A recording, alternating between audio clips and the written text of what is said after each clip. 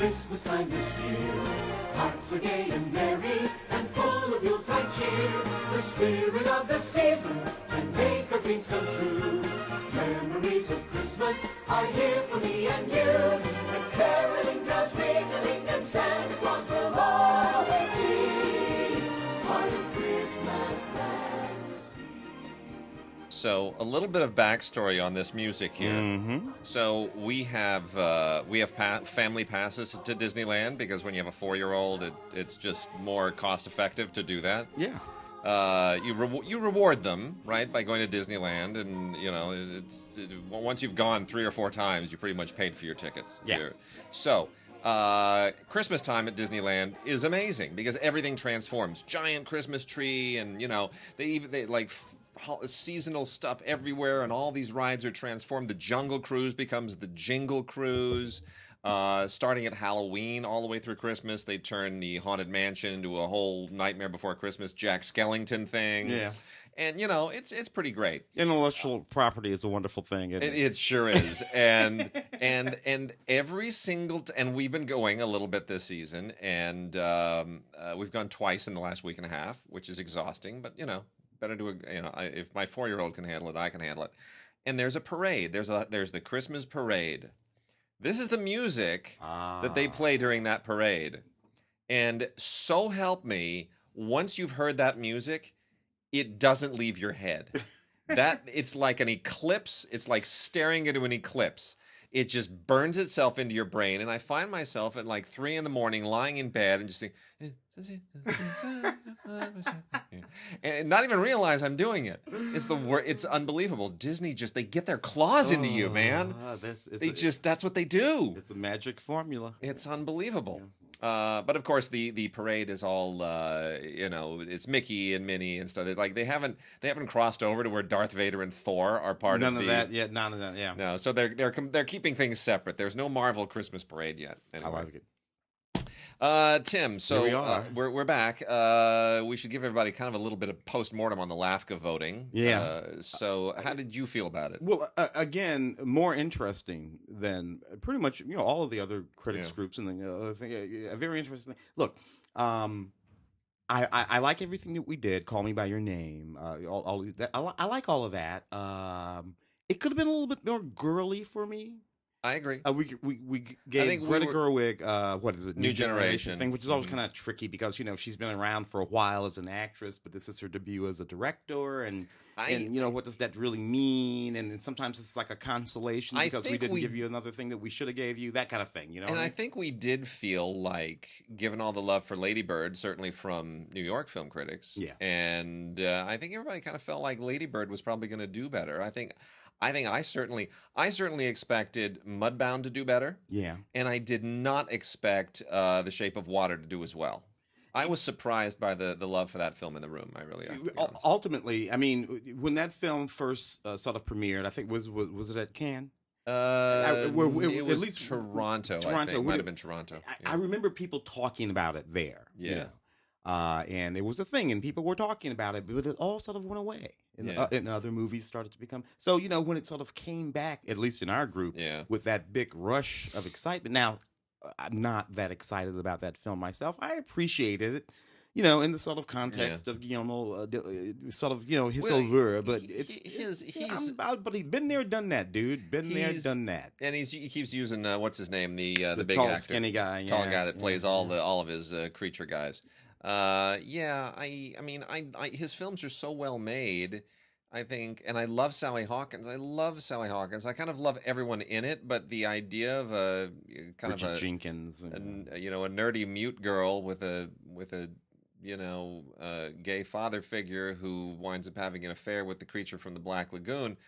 I don't know that that's really much more than that. And then there's this thing ultimately that Guillermo is constantly sort of forcing on us, which has to do with a perspective on the world and our judgments about what is beautiful and what is not beautiful and what is a monster and what.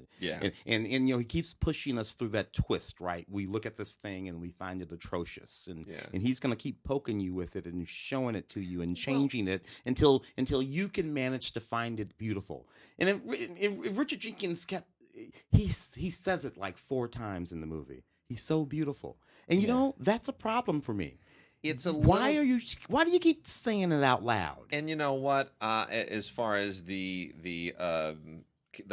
evil government character played by Michael Shannon.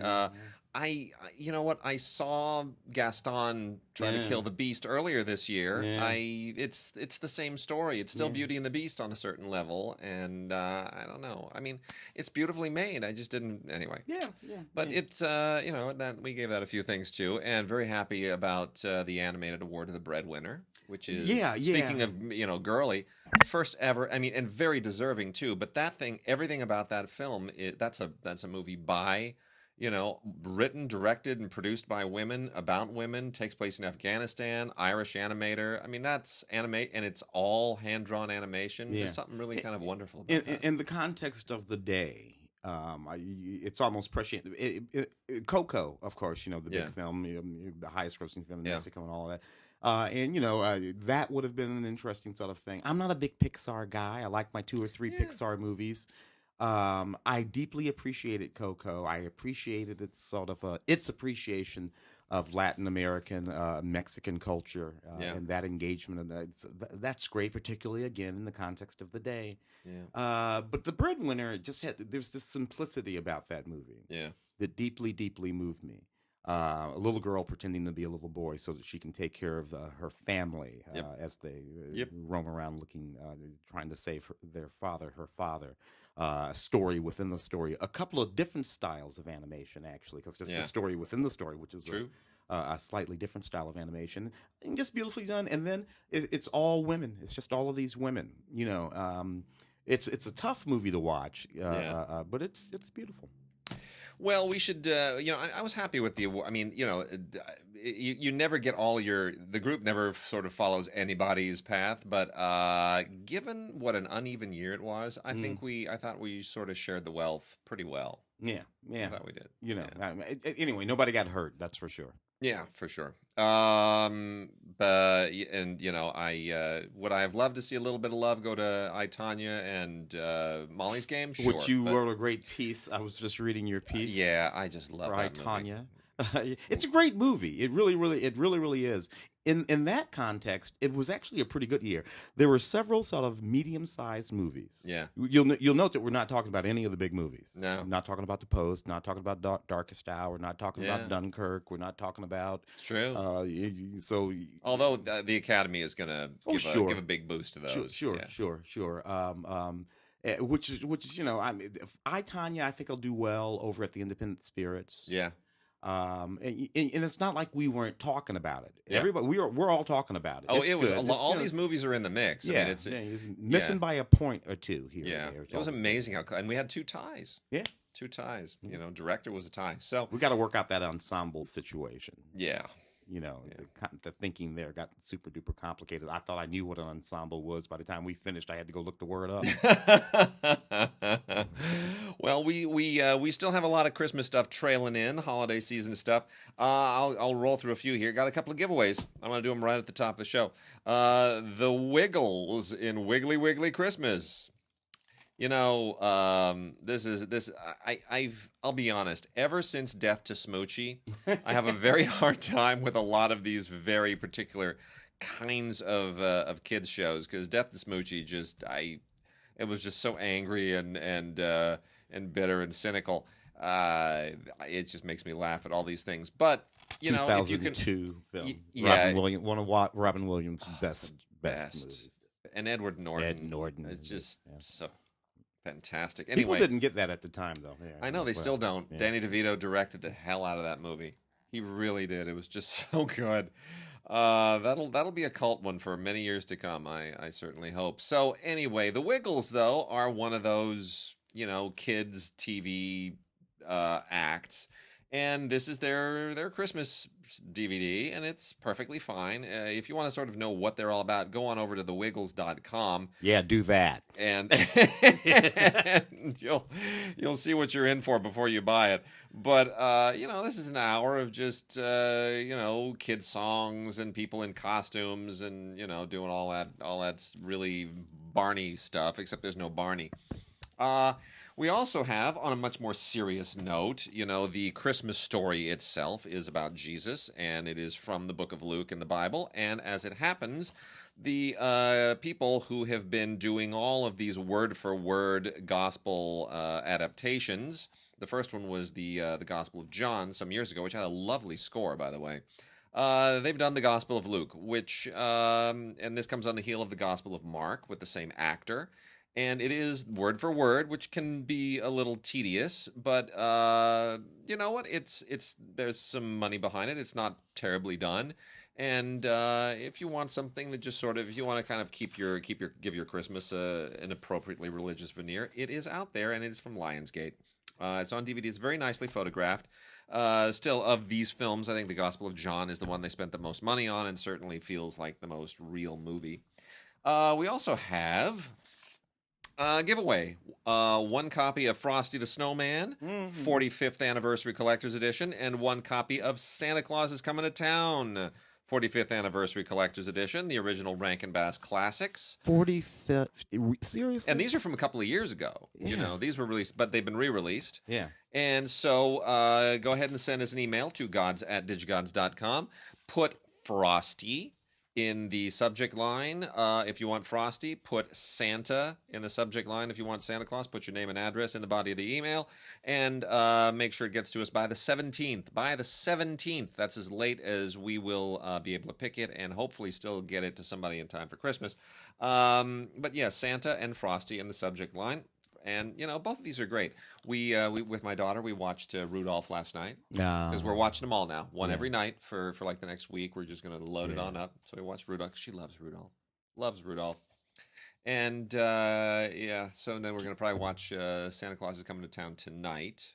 Maybe Frosty. She loves Frosty, too. I was never a big fan of Frosty, I'll be honest with you. I like, they're all wonderful, but it's the nature of the presentation that I love the most, which, of course, all of that would be 3D now. Yeah. But there's something, it's even commercials like Honda, like the Honda Winter Days or whatever they call the Honda stuff. They even do the imitation Rankin Bass animation. And, Elf. We wouldn't even have Elf if it weren't for those movies. Yeah, exactly. Exactly.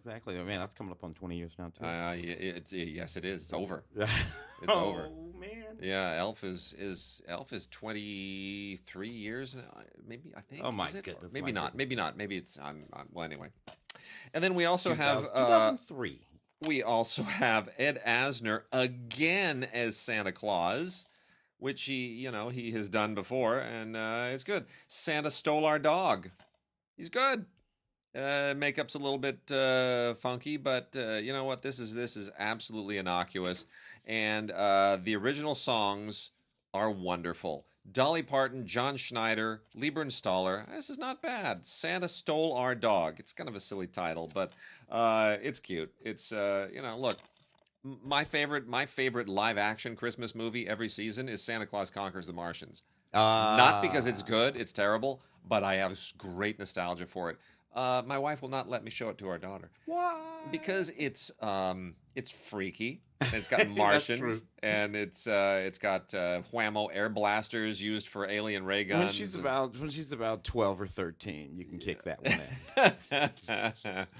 And then we have Better Watch Out. We're giving away 2 copies of Better Watch Out. Go ahead and send us an email with the word scary in the subject line. Scary will get you enrolled to possibly be one of the 2 winners of Better Watch Out, which comes in a Blu-ray DVD combo set. And I wouldn't say this is really all that scary. It's kind of like a light. It's sort of like Home Alone is already a Christmas movie. Mm-hmm. So this is like a little darker version of Home Alone. It's basically a babysitter and a couple of kids and some home intruders, come at Christmas time. It's not bad. This is from Well-Go, and it's like Scream. Like, let's say it's a cross between Scream and Home Alone. With a Christmas background.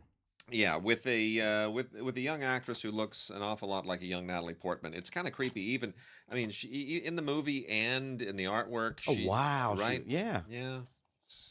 But in the movie, really, there's a real Natalie Portman quality to her. Yeah, But, like Natalie Portman from The Professional. yes, Like from that far back. yes, Yeah. very much so. So Oh man. there are your Christmas titles. Probably the last Christmas titles we'll get to before Christmas.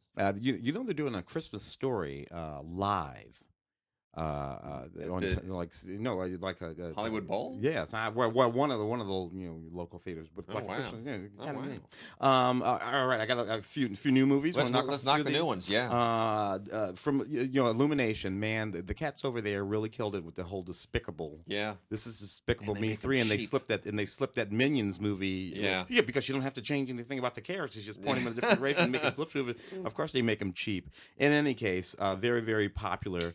The Despicable movies. This one gives Gru a twin brother. So Yeah. Gru comes back, whatever. I didn't. So Steve Carell Steve Carell's making a lot of money this season. Yeah, I just want to say that between the tennis movie, between two Flags of Our Father, the Flags of Our Fathers, Despicable Me, Two Voices. Yeah, He's having a good year. Anyway, this is fantastic, packed with all kinds of stuff on this 4K Ultra HD movie and Blu-ray. So go bananas on that. Deleted scenes, character profiles. I suppose, if you're a completist, you want this in that little Minions movie too. Yeah. What the heck? You might as well, right? James Franco, High School Lover. James Franco's all over the place. This is one of the 27 movies that he made in 2017. Or at least it seems. Doesn't it seem like James Franco just never stops working? He had that period there when it was even crazier. Of course, The Disaster Artist, which is in theater. Yeah. When he was even on a daytime soap opera, I think. Right? Yeah. He wrote a book. He was on a daytime soap opera. It was kind of funny. Did a book of poetry. Yeah. Had a juggling act. Performed in Ringling Brothers Circus. Had a talk show in 3 different countries at the same time in 3 different languages. Can't keep up with the guy. I mean, I will say he just doesn't stop. It's unbelievable. So look, Disaster Artist is very funny. I don't know if it's a great film. It's very funny. He did a good job. But the thing with that movie is Tommy Wiseau is such a caricature of himself. Mm-hmm. Like he's already engaged in self-parody. So Franco performing Tommy Wiseau, is he actually, because he got a lot of votes for that in our group. I mean, people really love that performance. But I'm kind of torn. I love the performance too, but is it a performance or is it a parody of a self-parody? Well, I suppose it depends on how you feel about Tommy Wiseau, who is engaged in an affectation of a sort. Oh, of course. But obviously, it's something that's a necessity. Yeah. Brought upon by I don't know what, because we don't know a whole lot about Tommy. Yeah. We know there was an accident. We know that he's ultimately. I think we decided he was from Poland. Yeah, he's from a town in Poland. So New Orleans via Poland. But what do you know? This is what I like about James. James dares to give it a go. Yeah, that's my favorite thing about James Franco. If you say something, hey James, let's do it. I appreciate that. James that is really true. That's the thing about him, isn't it? There is no reluctance. Yeah. He just dives in. Never consider saying no. Never, ever. Let's just do it. All right. You come out the other side of it and it'll James. probably be garbage, but James, what do you think we should? How about doing a remake of Santa Claus Conquers the Martians? And you're Santa. I'm in. I'm in. I'm doing it. Can I play Santa? Do it. Can I play Santa? Okay. Okay. Do you want to? Maybe let's get Pia Zadora. Let's get her again. Let's get her to play the mom this time. Don't put any ideas in his head, man. My God, okay. So anyway, back to it. High School Lover, James Franco. It's not bad. It's perfectly fine. I mean, it's a little bit of a throwaway. He plays a dad here, and there's an inappropriate relationship, and he does a good job. It's perfectly fine. I don't know that there's anything really spectacularly good about it. It's kind of one of those obsession thrillers, and it's a throwaway movie, but it's got James Franco. Yeah, what are you going to do? They all do. Yeah. Lost in Paris. This is Dominic Abel and Fiona Gordon, and another installment of what is a series of movies actually in which they play the sort of same characters named Dominic and Fiona. The movies don't always follow in line. Sometimes they originally meet for the first time in each one of the movies, including in this one, Lost in Paris. This one has Fiona, who's never been to Paris. She goes to Paris to meet her auntie, who's a little myopic and a little senile, and she runs into this beggar named Dominique, and then they have all these sort of wacky adventures. It's fun in the way that most of these movies that they do are. They're sort of these performance artists. They're very, very famous in France, in Europe in general. Sort of a Tati meets Charlie Chaplin kind of thing that's going on there, and it's it's lovely and funny and a little bit over the top, and you might like it. There's not a whole lot of stuff on this. Some special features, an on-the-set interview, a video essay from critic Peter de Bruges, our Peter de Bruges. There and a few other things. It's a fun installment of a series of movies. You don't need to have seen any of the other movies to appreciate this, but what the heck. I got a couple of DVDs, not Blu-rays here. Valley of Bones, which is not a terrible Western. Westerns are making kind of a weird little mini comeback. Yeah. You notice that? Yeah. Got that Bill Pullman thing that I got to cover for Film Week next week. Ballad of Lefty. Yeah. And then Hostiles, the Scott Cooper thing. Yeah. If you count the sort of modern Westerns, or even more of them. Yeah, so we're having another Western-y moment. And this is one of those kind of modern Westerns. Valley of Bones. It is, this is trafficking in that idea that there is still, that the Western still lives sort of in our soul. And if you go to substantial parts of the country, you still sort of, we may have cars and pickups and telephones and computers, but the Western is still very much alive in this story. And what's a little weird about this is that there's kind of a paleontology dinosaur bone angle to the story, which is a little bit kind of peculiar, and you sort of wonder how that ties in with all of the thrillery aspects of it, but it eventually does. So it's not bad. Valley of Bones, Autumn Reeser, Reese Cord, Alexandra Billings, Mark Margolis, a lot of actors that you would not know by name, but you know their faces, and it's probably more of a rental than anything. And Lemon got a little bit of I seem to recall Lemon got a few votes for something in our group, did it? Yeah, as I recall, it did too. It's a interesting movie. Yeah, it's okay. This is one of those middle-aged misfit movies. 40-year-old virgin meets all the other 27 of them. Brett Gelman plays this guy who's 40 years old, and his life's a mess, and his family's a mess, and everything's kind of falling apart. And it's supposed to be a cautionary tale. Don't wait too long before you get your act together, I guess. Yeah. What these movies do. Anyway, fun cast. Michael Cera's in this, which is he's better in Molly's Game. Basically playing, as has been explained to me, that he plays Tobey Maguire in that movie. Yeah. But anyway, Michael Cera's becoming a much more interesting actor than I ever really thought he would. Interesting cast here. The supporting cast is good. Fred Melamed, who I always really, really love. David Paymer, Megan Mullally, Jeff Garlin, Neil Long, Marla Gibbs. It's a really interesting supporting cast. Just a kind of one of those indies, one of a very particular kind of indie. But I like the fact it's called Lemon and it comes in a lemon-colored DVD case. Good marketing. Somebody made a good decision there. He's a lemon. Logan Lucky Steve. Did you watch this? Is a Soderbergh. Yes. Not top notch Soderbergh, but shaped like a Steven Soderbergh film. It is. It feels like something that Soderbergh. Once Soderbergh called up his buddies and said, "Hey, how about we make a little movie like this?" And everybody signed on. And they made it, and it's fine, but it's a minor film. Every now and again, when he hasn't retired from filmmaking or done some other thing, he will go and make a little film, sort of like outside of the range of the big movie. I'm a fan of that. Yeah, I am too. I used to always say that a lot of the big directors, particularly the ones of our youth, the Kasdans and the Levinsons and all those guys, they would make the Donners and Zemeckis, and the films would get bigger and bigger and bigger. Scorsese. And we used to always say, man, if they would just go back and get $3 million and make some little movie the size of whatever it was that they were doing 30 or 35 or 40 years ago. Anyway, every now and again Soderbergh will do that, and I rather enjoy it when he does. I like this. It's a snappy little film. It's just a caper film. Channing Tatum, Adam Driver. They're going to pull off this heist at the Coca-Cola 600. It's one of those kind of things. This thing has some deleted scenes on it. I thought it was funny. Moved pretty quick. I have no problem with this movie. It's a minor film, but Soderbergh does a really good job with all that stuff. Yeah, so it's okay. Here's a movie that has disappeared from the award season roadmap. It's a little bit too bad. I'm not sure that it really belongs in the mix, but keep an eye on this movie. It's called Rememory. Peter Dinklage. Probably his best performance of his career. Yeah, when he's not in Game of Thrones. And he is just wonderful in this. This is a really interesting movie, and it's not entirely successful, but it's unbelievably ambitious. It's one of those, its reach exceeds its grasp kind of films.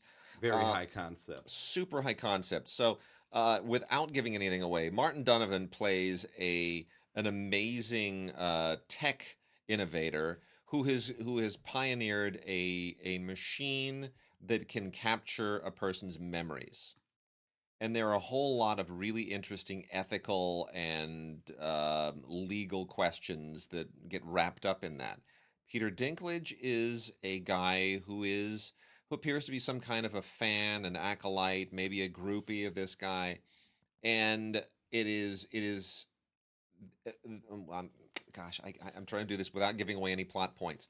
Let's just say that their lives are connected in a very interesting way that you don't see coming. It's not a Twilight Zone-y ending, but it's a really interesting journey, and it's basically Peter Dinklage's journey. Martin Donovan is the guy who he's the brains behind this technology, and his life certainly factors in. But stick with Peter Dinklage and a very, very interesting, very quiet and reserved performance. This thing was written and directed by a guy named Mark Polanski. I swear, Mark Polanski will do something huge in the next few years. This is like a perfect resume piece to just get set up for something incredible. One of the late young Anton Yelchin's last one or two movies. That movie. So. Yeah, that's right. Yes. Valerian, Luc Besson. Luc, when it comes to making absolutely insane. Had to get rid of a phone call there. When it comes to making absolutely sort of insane, big, elaborate movies, Luke is, all the way back to The Fifth Element, Yeah. So this is his milieu. This is what he does. Yeah. I was never into this particular storyline. It's another one of those sort of big graphic sort of things like that. Anyway, so, it's not my sort of... It's like a French version of, or a French-inspired version of Guardians of the Galaxy. Yeah. That's all it is. It's a comic. I never, when I was in France, I was aware of it, never really paid attention to it, but he loved it when he was a kid and he wanted to make it into a movie, and he did, and it's it came on the heels of Guardians of the Galaxy 2, and nobody went to see it. No, didn't sort of, the special effects were interesting, but it just did not captivate me. It's look, it's a juicy 4K. If you want to see all that CGI and all the sound blown up, lossless, and just explode on your 4K TV, this thing should be shown on every single set in Best Buy. It's a great showcase. That's exactly what it is for. That's exactly what it is for. Anyway, not a whole lot on this, but go ahead and check it out anyway. Valerian. All right, good time. Robert Pattinson. I'm not on board. Yeah, a few people talked about on board. it. I know, but what do you? When we started voting, a lot of people who had seen this at the festivals, they said, "Oh my gosh, Robert Pattinson is like the career performances. The Safdie brothers, they're amazing."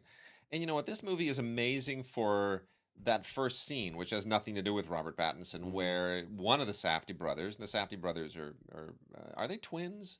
Are they twins? Or are they separated by a year or two? Yeah. Anyway.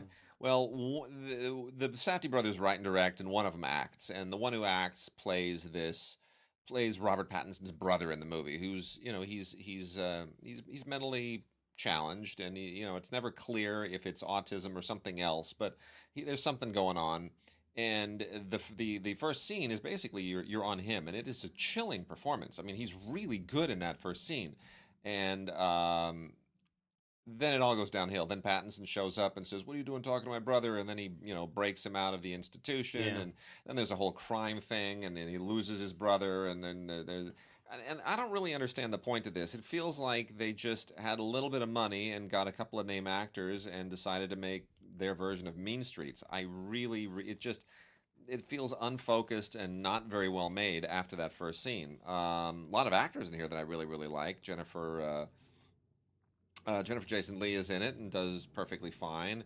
and Barkhad Abdi, continues to get work, which makes me very happy. I thought, he was going to be playing Somalian pirates, Somali pirates forever, but he's not. He's getting some interesting parts, and he's a good actor, so that makes me happy. But I'm just not down with the Safdie thing. I don't know about you.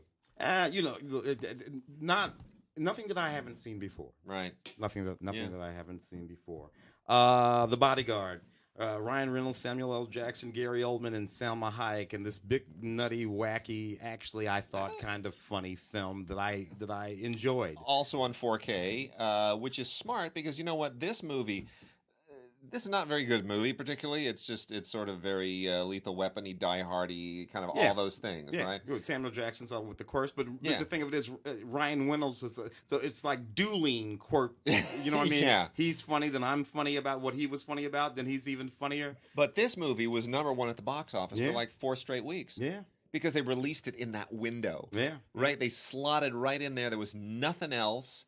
And they said, we can own this month. It was like September or whatever it was. And they owned it, man. They just slid it right in there, and it made its money. And everybody got paid. This one has a whole lot of outtakes and deleted scenes. The 4K Blu-ray right here. So, look, if you didn't catch it in theaters, catch it right here. It actually is a hoot of a movie.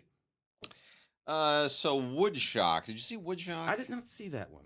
Okay, so Woodshock is supposed to be the coming of age of 2 sisters, filmmaking sisters, Kate and Laura Malevi, who basically are, they do edgy stuff, horror, and the whole thing. And this is supposed to be a big breakthrough for them with Kirsten Dunst. I don't know how much of a breakthrough it is.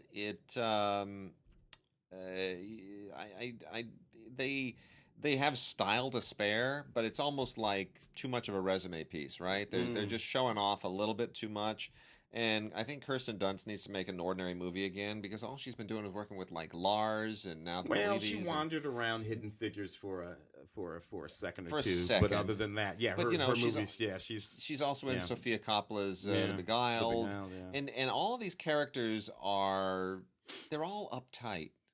Like that's her thing now. Even in Hidden Figures, she's not sort of, I don't know. She's almost like she's playing like these ladies. She's begging for a certain kind of typecasting, kind of like arcane Ice Queen caricature that I think she's a better actress than that. And I'm kind of surprised that she seems to be seeking these parts out, but maybe I'm wrong. Maybe it's about trying to, I don't know. Hey, she's a serious actress and has been for a long time, so it can't. Yeah. I can't imagine that it's just that alone. The Osiris Child, a science fiction adventure volume 1. Look, this is another one. Kellen Lutz. They've been trying to make this guy a movie star. It's not going to work. It's not going to work. It's not going to work. For a long, long time. Give him a TV show. He belongs on a television show. They keep putting a gun in his hand and sending him out there to sort of do his thing. But I don't know. I just don't think so. In any case, this is another attempt at that. Not particularly effective, I don't think. The DVD here has several special features on it, including some featurettes and some other stuff, deleted scenes and music video. I don't know, man. Some folks are not movie stars. Some folks are television stars. I think he's one of them. Totally agree. We have the Blu-ray release of Showtime's Twin Peaks: The Return. Dougie. Now this is on Blu-ray, and they do not call this Twin Peaks: The Return on the Blu-ray. They call it Twin Peaks: A Limited Event Series. Now this is getting very confusing because Twin Peaks fans want to know, how do we refer to this? Is this Twin Peaks Season 3? Mm-hmm. Is this Twin Peaks: The Return? Mm-hmm. Or is this Twin Peaks: A Limited Event Series? I don't know. I don't think it matters. Use any of the three. It's interchangeable. It's just Twin Peaks. It's the new Twin Peaks. And there was a lot of drama that went into this. If you remember originally, this was announced, and Lynch is going to do a new season of Twin Peaks, and there was a whole thing. And then he put the kibosh on it and said, nope, it's not going to happen. They're not willing to spend enough money. And then it was off again. And it was the most brilliant thing ever because he had created an upswell attention, a groundswell of desire, which put pressure on Showtime. And if it didn't happen, Showtime were going to be the bad guys. Right. And that was a great move. And Showtime, they caved, and they gave him something like twice as much money to make 2 times more episodes. And the reviews were terrible. That's the thing. Except for from you and me. But I think fans loved it. And Bob Kohler, that was funny. Bob Kohler, we've made a pitch in our voting meeting that this is basically a very long movie. Sure, why not? It's very unusual. It's 17 more hours of Twin Peaks, but it's very leisurely. It's paced for Showtime. Scenes go on forever. Shots go on forever. Characters have storylines that are never resolved. It's not neat and clean, but it's weird and it's freaky, and that's all people really want out of this. And it pushes forward. It's always pushing forward. So it's not stagnant, and it gets and it's not weird and freaky for its own sake. It loops back around. You'll have a moment. It'll be a bizarre moment, and a few episodes later. That moment that seemed to be dangling out there pointlessly becomes a moment. And then of course he's constantly referring back to 27 years ago? 27 years ago? Yeah. He's constantly referring 25 back. Years ago, 25 years ago. Constantly referring back. Not just to individuals, but to moments. Plot points, moments of relevance. So I love that about this series. I love that all of it is in their heads, and they're trying to make it into a complete thing, a whole thing that makes sense. That whole pilot episode and Firewalk with Me, and everything. Everything. It's mostly the new characters who drive this storyline, with the exception of Kyle MacLachlan. But most of what Kyle MacLachlan is playing is not Agent Cooper. He's playing Dougie, and the evil Agent Cooper, who only gets introduced basically at the end of the very last moment of the original series. And Dougie, what a bizarre, freaky concept that was. That was a lot of fun. It's a terrific show, and you get so many extras. I haven't even finished whittling my way through it. It's amazing. There are hours and hours and hours of special features here, and it's a lot of fun because my wife used to work for Lynch, so there are people that we know are all over this thing. So. And a little bit of the last moments of our good friend who passed away, Lucky. Yes. Harry Dean Stanton. And a few other folks. If you compare that, for instance, to the additional episodes of The X-Files. Yes. To me, Twin Peaks was much more satisfying. I think The X-Files, The X-Files took a bit of a beating too, actually. But did better in terms of ratings. Yep. The Twin Peaks is much more satisfying. I think they're going to kick off a new X-Files now anyway. Year 3 of Fargo with Ewan McGregor. Yes. The Parking Lot King. I got to tell you, thoroughly impressed with the way they invigorated the notion from the 1996, I think it was 96 movie, right? Took that whole notion, reconfigured it into a working, sort of sensible television program, and then able to get 3 solid seasons out of it. Right. Without repeating themselves, without wearing out the joke. I was afraid that they would just wear out the joke. I was afraid that they would just recycle the movie and think that all it needs to do is have the sensibilities of the movie. Just needs to be a whole lot of the partner in the wood chipper, funny accents and kind of gory irony, in a lot of snow, and it's always winter, and I thought they would, but they didn't. No, they found a tangent, they found another way of going about it, and they did a great job. Yeah, fantastic. This one has all kinds of great stuff on. This is year 3, by the way, so you got all kinds of neat stuff on here in terms of special features. If you haven't delved back into it, I came to it a little slow because I was like, I just didn't want it to mess up my movie. And then I get caught up real quick. Fargo season 3. Yep. Simpsons season 18 on DVD. Now, just so everybody knows, there will be no more Simpsons seasons on Blu-ray. That is done. That is finished. They are not doing it, but they are releasing them on DVD. And you gotta pick your poison here. You got to decide what you're gonna do, because it is almost certain that what they're waiting for that Fox is realizing that people just aren't buying each individual season on Blu-ray anymore. What they're waiting for is when The Simpsons finally finishes its run, which, who knows? That could be another 10 years, you know. I do not think The Simpsons will outlive Dan Castellaneta, but Dan Castellaneta is still a very young man. So, in all theory, he and Julie Kavner could be doing those characters for another 20 years. Yeah, Simpsons could wind up being a show that just ran for forever. So, I think Fox wants to wait until this show has run its course, and when it's run its course, and the writing is still fairly sharp. It's not what it used to be, but it's not on fumes yet. And I think when it has run its course, then there will be one of two things, or both things, which is The Simpsons channel, 24 hours, 24/7 Simpsons all the time, and you know, they have enough episodes to justify it. Or here, pay us $18,000 and own every episode on Blu-ray. On Blu-ray or whatever the holographic medium is. Yeah, or 4K or whatever it will be. So anyway, so season 18, you know, there's some fun stuff here. Marge Gamer is a cute episode. But you know, so just so you know what you're getting into. If you enjoyed the series Orphan Black, the complete series here, 1, 2, 3, 4, 5 DVDs, each a 3-disc set, plus a booklet. Yeah. That's actually quite extraordinary too.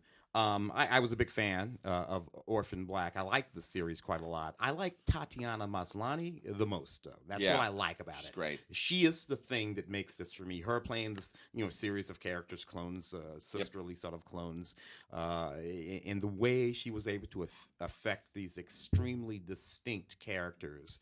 It has just been fascinating to watch over the course of the series. I kind of lost the thread on all of the sort of intrigue and spy this and scientific that and all that kind of stuff. You know, I just didn't care. Yeah. But watching her just be these different versions of herself in scenes with herself, sometimes 2 or 3 at a time, that was always fun for me.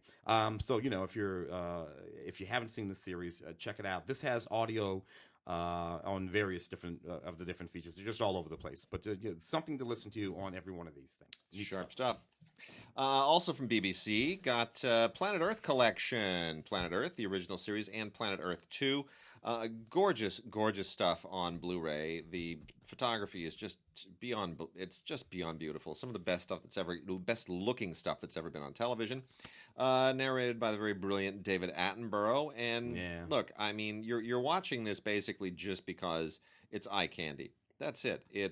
These guys are, from a technical standpoint, these people are absolutely amazing.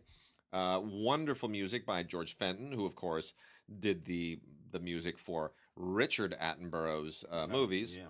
And it's, you know, everything about this is just absolutely terrific. It's wonderful, wonderful stuff. The photography is top notch. This is what digital photography was made for. This is when, you know, we talk about film versus digital, but this is really what digital cameras can do for you.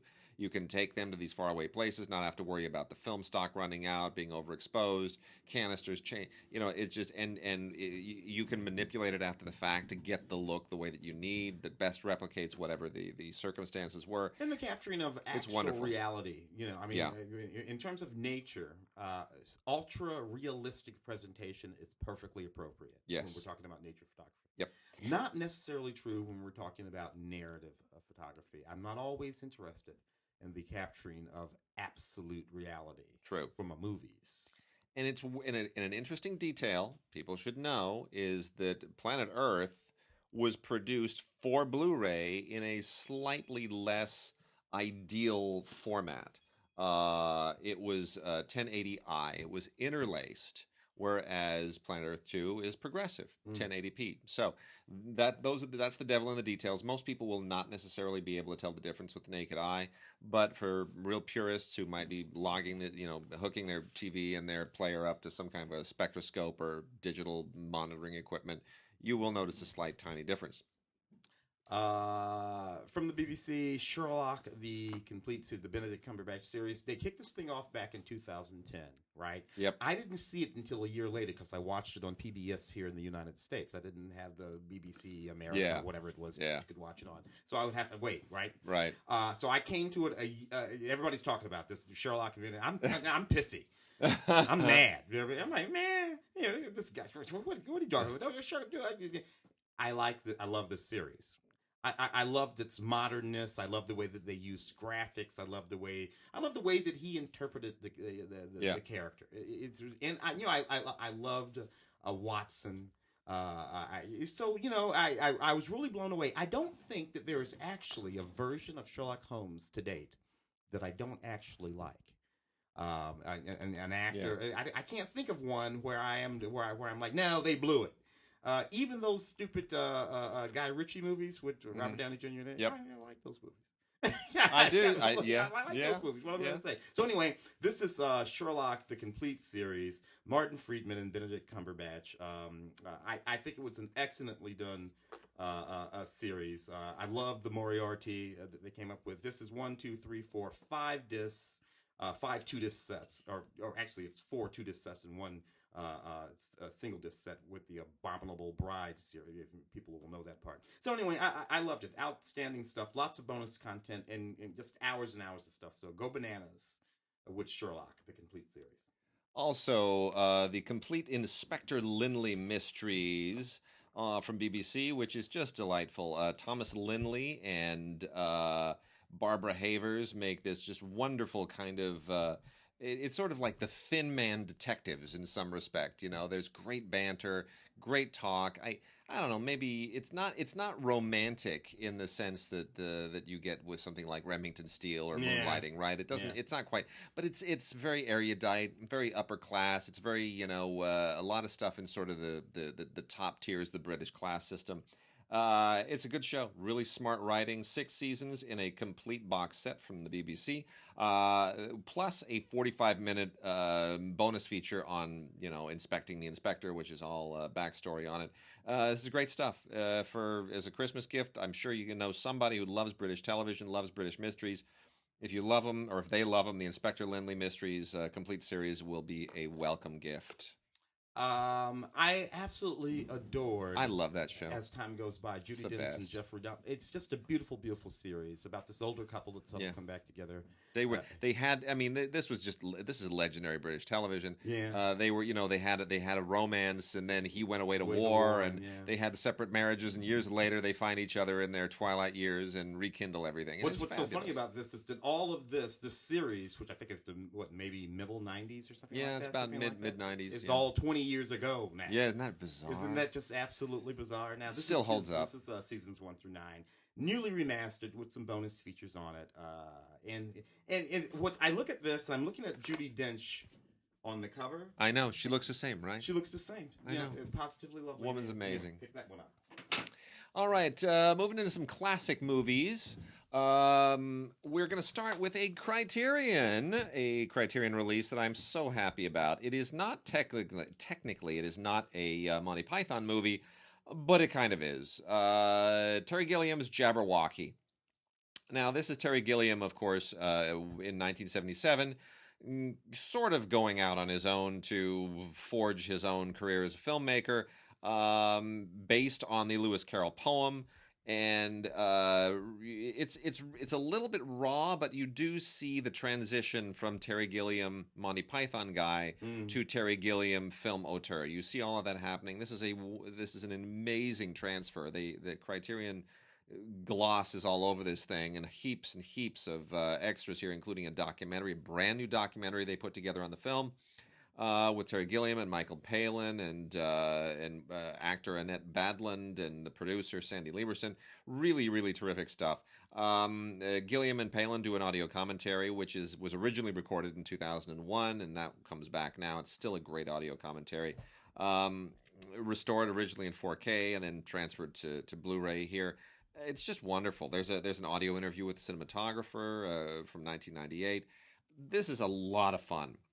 So I really highly recommend this, especially if you're a Terry Gilliam fan. You will get a lot out of it. Jabberwocky on Blu-ray from the Criterion Collection. Terry. What I always loved about Terry is in the days before CGI, Terry built things, of course, gigantic this and that. But even after CGI, Terry continued to build things for quite a while. True. Eventually, he sort of gave over to it too. Yeah. But for a long time there, Terry would still just build it. It's really true. Yeah. So what are you going to do?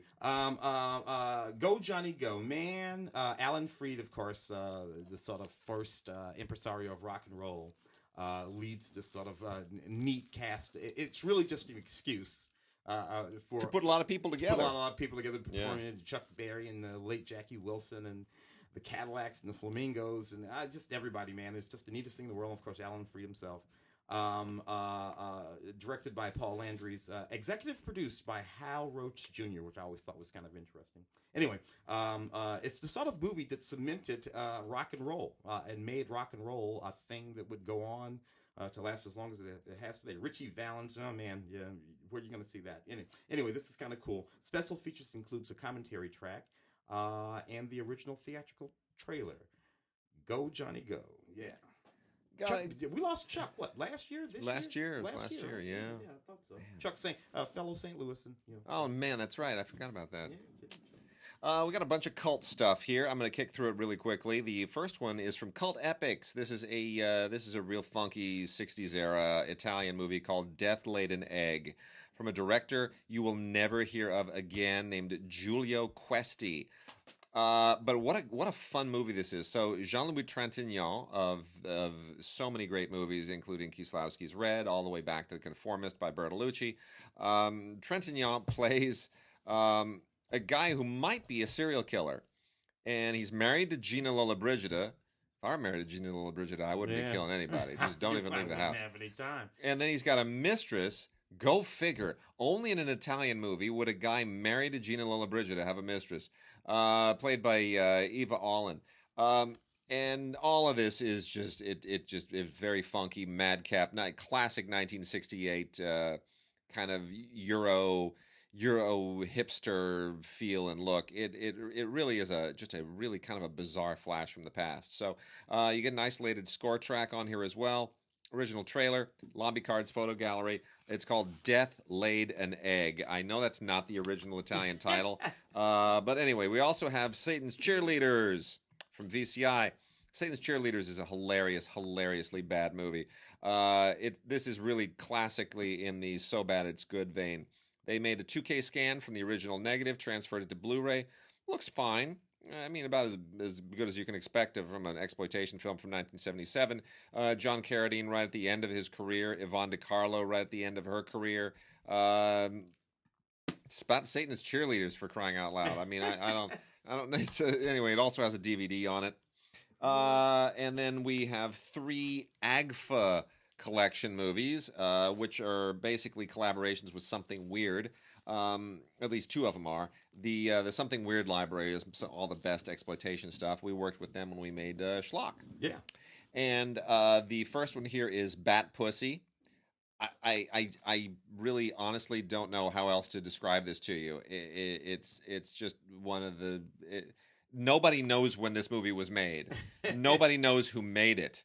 It's almost like a stag film, except there's a guy in a Batman outfit, and there's a lot of nudity, and it's just terrible. It's like it truly look at it seriously. Look, you see him jumping on the. You don't even want to see that. This thing is so freaking off the wall. It's unbelievable. So you also get robot love slaves in this. All of these were sort of borderline adult movies at the time, to be honest. Early 70s. You also get The Sword and the Claw, which is not a good kung fu movie, but it comes in the kung fu moment, and it's strangely both good and bad. It's not like like there are certain Hong Kong films from the period where you go, well, it's really badly made, but at least the fighting is really interesting and the choreography. Yeah, this is just a mess. This is 1975 and made by a director named Natuk Baitan. I believe this may have. It's definitely from the subcontinent. This is not a Hong Kong film. This is like Indian or Tamil or Sri Lankan, one of those. And I've seen some Sri Lankan kung fu movies in the past. Yeah. Bangladeshi kung fu movies, terrible. Yeah. Really bad. So this is one of those. So just so you know what you're getting into, it's a cult film, but it's not a very good cult film. The Violent Years is the last one from AGFA and Something Weird. This was written by Ed Wood and directed by William Morgan, who's not much better of a director than Ed Wood. It's really it's just a bad girl movie. Bad girls going out and being delinquents and doing all kinds of horrible crimes and sexual things. And it's an exploitation film. Classic exploitation film from 1956, the very, very beginning of the exploitation era. It includes Anatomy of a Psycho as well, 2K scan from the original print. And you know what? If you love exploitation stuff, you'll just love this. This checks off every box in the genre, and you get a really good commentary track on here with Frank Henenlotter, joined by Ed Wood biographer Rudolph Gray. It's if you like these movies, if you're an Ed Wood fan, you'll get everything that you could possibly hope for. His script is hilariously awful. It is it's the violent years. Speaking of exploitation, you got a couple more over there you want to knock off? No, hit those. Exploitation, JD's Revenge. Dude, this movie in 1976, I remember going to see this movie in theaters in 1976. I would have been, I think about 14 or 15 years old.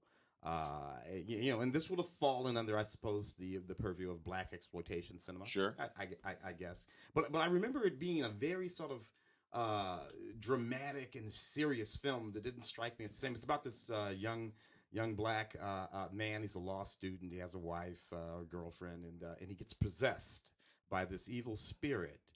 Who had killed someone years ago, and it's played by Glenn Turner, young Glenn Turner, who of course had been in Cooley High, and it's just it was just this really neat movie directed by Arthur Marks. Lou Gossett Jr. was in this movie. Just all of these actors who would go on to become sort of foundational actors who I would be paying attention to for the next 25, 30 years. It's of my amazing life, when you see them show up in those early movies. Yeah, wow. and they hung around. Anyway, this is JD's Revenge. It's not the greatest movie in the world, but it was a pretty neat film for me, and I think you should check it out. It has all kinds of stuff on it. Special edition contents, just a brand new 2K restoration. High definition Blu-ray 1080p presentation. It's just a really neat movie. And the soundtrack from the 1970s, forget about it. Just forget about it. Even if you only listen to the music, pop that movie in and check it out. And George C. Scott, I remember George C. Scott, Mussolini, The Untold Story. I remember watching this entire 7-part miniseries. I do too. About 1985, right? And George C. Scott and Lee Grant, of course. I don't think I might have clocked into Mary Elizabeth Mastrantonio by then, because she might have been in The Color of Money by then. Right. Maybe that was the year she was in The Color of Money.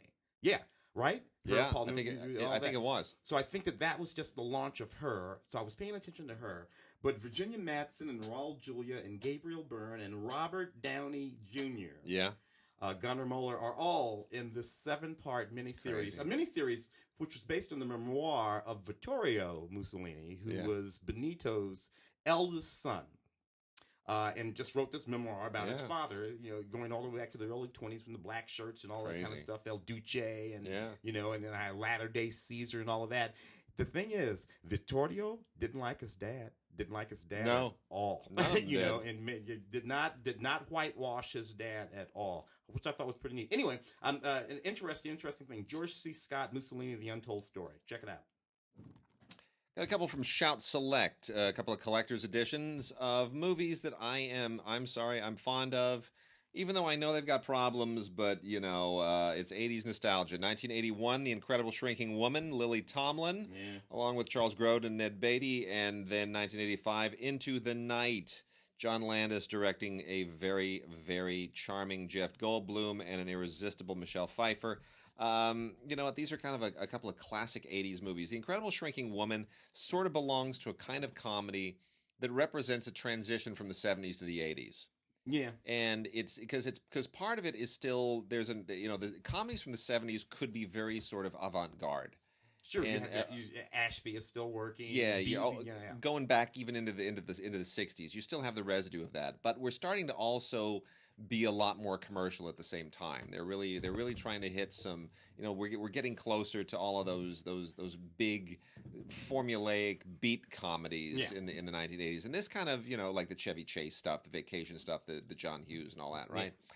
So John Candy, all that. The woman in red over here, I'm going to talk about in a second. Yeah, and so the Incredible Shrinking Woman kind of fits in there, and this was really Lily Tomlin's breakthrough as a comic genius to really pay attention to.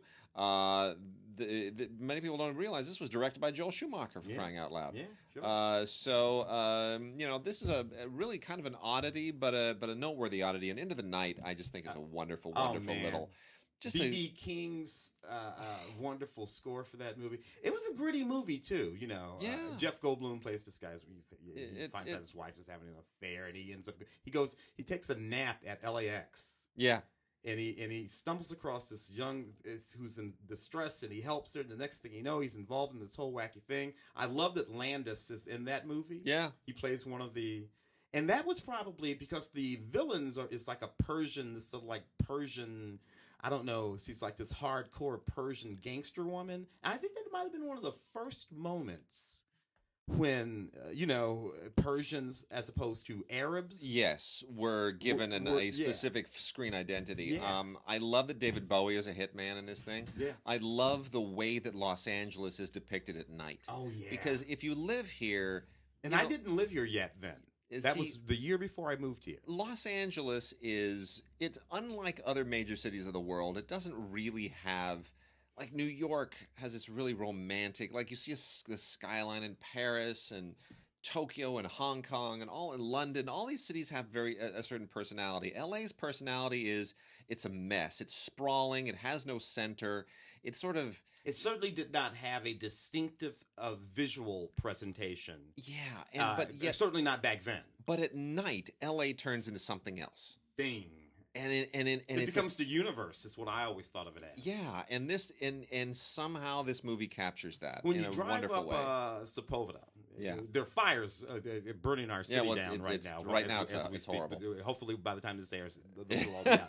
And you hit that spot at the top of the 101 or the Sepulveda Pass, and you can look out over the valley in one direction if you happen to be able to look backwards back over the city in the other direction. Yeah. And it's nothing but twinkles and twinkles of city lights everywhere. I always thought that looked like the whole universe to me. Yeah, that always was best representative of LA. That sort of all those lights. Yep, better than the Hollywood sign. Very true. The Woman in Red, Gene Wilder, Charles Grodin, Joseph. This is not like the best of any of these people's movies. I mean, no, the best Charles Grodin moment in Midnight Express, best Gene Wilder movie. There are a whole bunch of those. But anyway, Gilda Radner in this movie. I think it might have been Gilda's last movie before we lost her. And a young Kelly LeBrock, who we had first gotten in Weird Science. I think Weird Science preceded this movie, if I'm not mistaken. And Kelly LeBrock became this thing in the zeitgeist. And so that when she played the Woman in Red, more or less sort of doing a sort of brunette version of Marilyn Monroe's sort of, wind up the all of that kind of stuff. It actually was quite captivating. And a great song, man. And then Stevie Wonder. That's a great song. Stevie Wonder capped it off. Anyway, I can still watch this movie. It's still kind of funny to me, even though it didn't work nearly as well back in 1984 when it came out. Plus, it's only 87 minutes long. So check it out. The one Beautiful. An audio commentary on it, too. Really interesting cult film here. The Man from Earth special edition. This is really, if you've never heard of this, directed by Richard Shankman, written by Jerome Bixby. This is a very interesting genre film, and it's worth if you're a fan of intelligent sci-fi, it's really worth checking out. Jerome Bixby, of course, legendary science fiction writer, Star Trek, and a lot of other things to his credit. And this is really interesting. This is almost like an intellectual's version of Highlander. It deals with the subject of immortality, but in a really interesting societal way, in an almost sociological approach. The idea of a man revealing to people, to skeptics, that he is actually some kind of an evolutionary immortal. It's really interesting idea. Definitely worth checking out. Lots of extras on here. This also is only 87 minutes long. But it really this is a terrific special edition. Man from Earth, on Blu-ray and DVD, really worth checking out for intelligent sci-fi fans. If you like kind of things like The Lathe of Heaven, you know, Ursula Le Guin, it's that kind of thoughtful sci-fi, like Tarkovsky, Solaris. It gets into that same neck of the woods. Maybe even not Jodorowsky. Jaco Van Dormiel. Oh yeah. Van Dormiel for sure. Van Dormiel, Mr. Nobody. Yeah, absolutely, spot on. And then also we have another weird kind of culty resurrected movie with a very, very young Mel Gibson in Attack Force Z. This is Mel Gibson and Sam Neill in an Australian kind of old war film. That's it's dated. It takes place in World War II, and deals with trying to Japanese occupied island, and it's kind of the usual thing. But it's dated, but yet it's got its moments, and what's really interesting about it is not so much Sam Neill, who really looks the same then and looks the same now and has never really changed. Yeah. But Mel Gibson, who looks young then and looks like an old man now, and you kind of start to wonder, what is Sam Neill doing that Mel is not? You don't want to be look. It took me a long time to realize this. You don't want to be a young pretty boy. Because the differential between, that period in your life when you were a young pretty boy, however long it lasts, you're 30, 40, and where you will inevitably end up is too distant. Yeah. And will be noticed. If you start off looking fairly ordinary or maybe even not that great, John C. Reilly. Stellan Skarsgård. Who looks the same now as he did 35 years ago. All right. If you start out that way, when you're 85 years old, people will think you're great looking. You know what? 30 years ago, I thought Stellan Skarsgård was 50 years old. Yeah. Today, I think he's 40. Yeah. I have no idea how old he really is. It's I'm telling you, you don't want to be a pretty boy. Anyway, Attack Force Z. It's curiosity. It's not, I won't call it an Ozploitation movie, but it's kind of near it. Anyway, it's a decent war film, but interesting mainly for who's in it on Blu-ray. Shall I knock off a couple? Yeah, let's knock off a couple, and then we'll come close to calling it. I got to tell you, this adaptation of Stephen King's Misery, directed by Rob Reiner. Yeah. But William Goldman did this adaptation. And I think that's what makes the difference. Stephen King adaptation. This is 1990. Stephen King adaptations weren't always fantastic. There was a period there when they, if Kubrick's doing it, you're okay. Yeah. You get The Shining or something like that. But sometimes, the Pet Cemeteries, you make a mess out of it. Yeah. But this was done so beautifully in Kathy Bates and Jimmy Caan.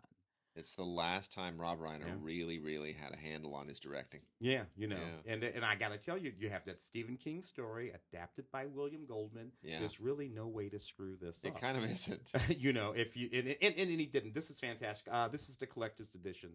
All kinds of stuff in terms of special features. Far too much to mention here, but there is an audio commentary with the screenwriter William Goldman, which I think is the most important thing on this DVD. But there's way, way, way more than that. So check it out. And we will close out with a bunch of great titles from Twilight Time for the holiday season. It's a wonderful December batch from Twilight Time, starting with a Shikiku film. Yes, Twilight Time mines a lot of stuff from 20th Century Fox and Columbia and the studio libraries. But you know what? They also get a lot of great Japanese stuff, primarily from Shokiku. And Yoji Yamada, one of my favorite living Japanese directors, made The Yellow Handkerchief in 1977, and I had never seen this before. This is an absolutely beautiful, beautiful movie. Really, it's just fantastic. It's adapted from some American journalism written in 1971, and it's basically a road trip by three people who just, kind of experience life on the road. And it's interesting that it's a little Kurosawa-like in that way, that you're taking American source material, turning it around, giving it a Japanese spin, and it's a classic road trip in this case, and it wound up being just an amazing result. It's a fantastic film from 1977.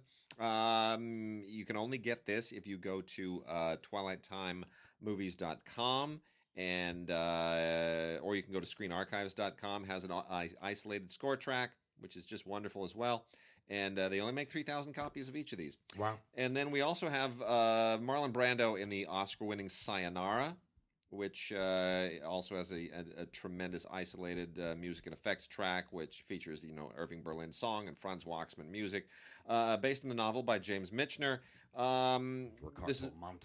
Ricardo Montalban, the wonderful Miko Taka.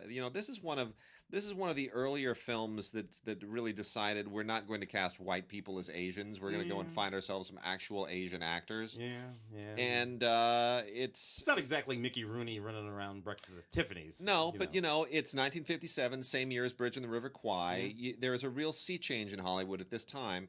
And it's Marlon Brando he gives it that extra Hollywood luster, and I think it's a terrific film. I think Sayonara is just an absolutely great movie. And then the last three, interesting collection of all across the section, an interesting cross section of stuff from the era. Gidget, the original Gidget, Yay. with Sandy D. Just absolutely fabulous movie. I love this so much. It's just so much fun. It doesn't mean to be a great movie, but it's the beginning of that teen moment, 1959. The baby boom kids who were, the soldiers who'd started to come home around about 1942, having babies. They're teenagers by the late 50s. These are some of the first baby boom movies, and it's an interesting thing because Sandra Dee, of course, a lovely bouncy blonde, a gorgeous blonde. Gidget, who was written by this fella who based the character on his daughter, who was a cherubic sort of brunette. Yeah. Little round brunette girl. But Sandra Dee was like physically the absolute opposite of his actual daughter. I checked Sandra Dee in once. I sold her a movie ticket to Greystoke. Oh, really? About 1983. 83. Yeah. And she was, you could tell she was not in good health. It was very sad, made me very, very sad. She was getting kind of frail and weak. But she was lovely. She was still very pretty, and it was I was very excited. I don't think anybody else would knew it was Sandra Dee. She and a companion came up to buy tickets, and I was like, Sandra Dee. I was nerding out. Eventually, Gidget, of course, was played by Sally Field. Yes. Who was a cherubic on television, little brown brunette girl who looks just like his daughter. Yeah. So he was able to I gotta fix that. And there you go. And then fantastic Leslie Bricusse musicalized version of Doctor Dolittle with Rex Harrison as the man who talks to animals, directed by Richard Fleischer. I read all those Hugh Lofting books when I was a kid, and they've never really been adapted as the books are. The books are almost Little Prince style storytelling. It's a certain style that just almost doesn't translate to movies very well, but it's certainly not Eddie Murphy, and it's certainly not Rex Harrison. But nonetheless, this is a wonderful, fun film all by itself. The isolated track, of course, is very special here because it's a musical. And there's an audio commentary with Leslie Bricusse and Mike Matessino, who's a film music historian. Featurette on Rex Harrison in the original trailer. Beautiful Blu-ray, looks fantastic. Twilight Time really did a wonderful job there. Samantha and then Richard Attenborough. We talked about his brother. Yeah, a little bit. People forget Richard used to act. I know, that's true. He did a lot. He acted. Yeah, always. Yeah. Oh, yeah, a long time. Great Escape. Yeah. And then lastly, I love the fact that Twilight Time keeps bringing us Woody Allen movies. I just did a review for CineGods.com on Wonder Wheel, which I think is a really super important Woody Allen movie. You should go to CineGods.com and check it out. But you know what? Bananas. Bananas right there at the beginning of his career. I love Bananas. You know what I love most about Bananas? Yeah.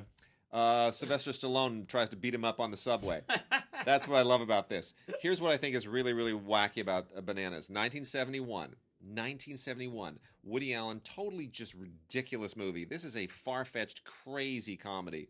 Okay, I mean, this is really a nutty comedy. It's like a political satire, and it's like a sketch comedy potpourri, and it's all over the place. And it tries to talk about third world countries and revolution and dictators, and it's a little bit of Moon over Parador kind of stuff. It's manic and it's crazy. And at no point watching this, especially watching that moment on the subway. This is 1971. watching that moment on the subway. Here's this Sylvester Stallone guy. You don't even know who he is. He's a bit part. He's just some Italian-looking guy who's like muscling up to this nebbishy-looking Jewish guy on a subway in this wacky, crazy movie. Yeah. In that moment, who would have thought, looking at those two, you know what? Each of them is going to write an Oscar Best Picture winner before the end of this decade. Yeah. Who would have thought? At that moment, then forget about over the course of history. Nevertheless, love it. Not who they would actually ultimately sort of become and the grand. Love how this business turns on a dime. Love it. Bananas, classic Woody Allen. Got to check it out. Twilight Time did a great job. Also has an isolated music track for that fantastic Marvin Hamlish score. It's wonderful. All right, Tim, I think that's it for us this week. Alrighty. We will be back next week, which I believe is probably the last one before Christmas. I'm not sure we're going to have a show Christmas week, but we'll be back then probably the week after to tidy up the year, see if we got some picks on the year. It's been a lot of Blu-rays and DVDs. A lot of additional awards nominations will have been made by then. Yes. Golden Globes will be out and all that stuff. So, all right. We will see you guys next week.